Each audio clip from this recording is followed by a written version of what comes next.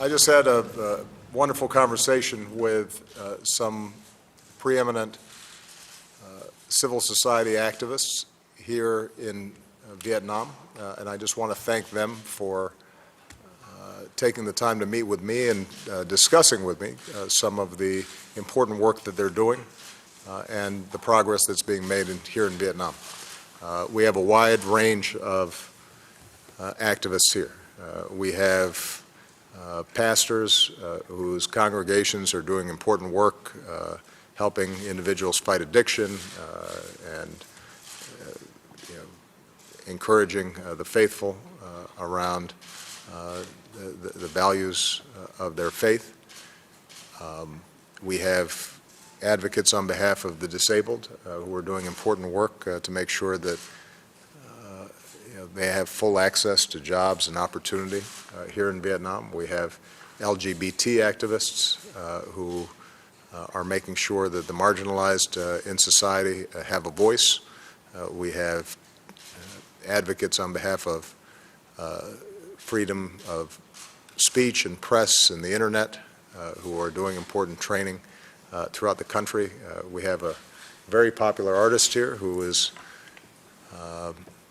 speaking out on behalf of freedom of speech and expression and artists throughout Vietnam. And so what I've heard consistently from all of them is a recognition that Vietnam has made remarkable strides in many ways. The economy is growing quickly. The internet is booming, and there's a growing confidence here. But that, as I indicated yesterday, there are still areas of significant concern in terms of freedom of speech, freedom of assembly, accountability with respect to government. I emphasized in my meetings yesterday with the President, the Prime Minister, the General Secretary, the Chairwoman of the National Assembly, that we respect the sovereignty and independence of Vietnam. Ultimately, it's up to the Vietnamese people to determine how their society functions and the nature of their government.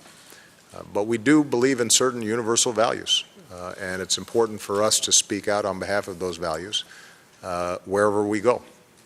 And it's particularly important and useful for me to hear directly from those who, under often very difficult conditions, are willing to make their voices heard on behalf of greater freedom and human rights. I should note that there were several other activists who were invited who were prevented from coming for various reasons.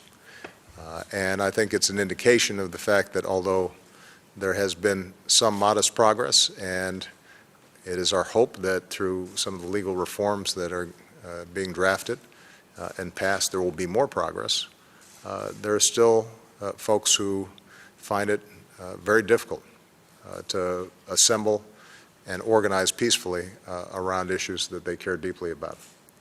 And it's my hope that the government of Vietnam comes to recognize what we've recognized and what so many countries around the world have recognized, and that is that it's very hard to prosper in this modern economy if you haven't fully unleashed the potential of your people.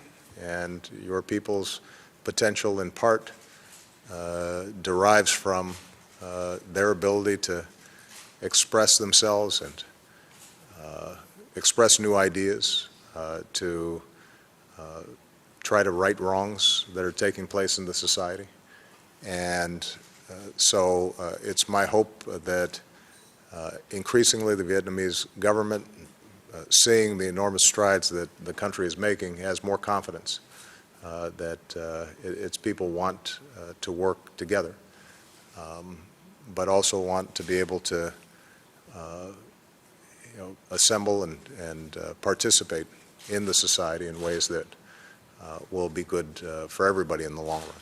So again, I want to thank all of you for your courageous work, and I want you to know that you will continue to have a friend in the United States of America because we think the work that you're doing is work that's important everywhere, including, by the way, in the United States.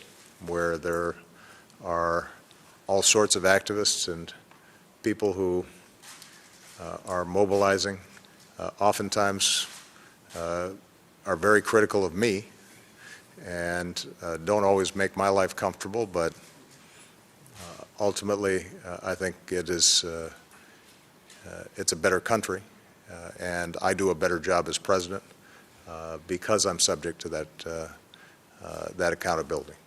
So thank you so much. Very much appreciate it.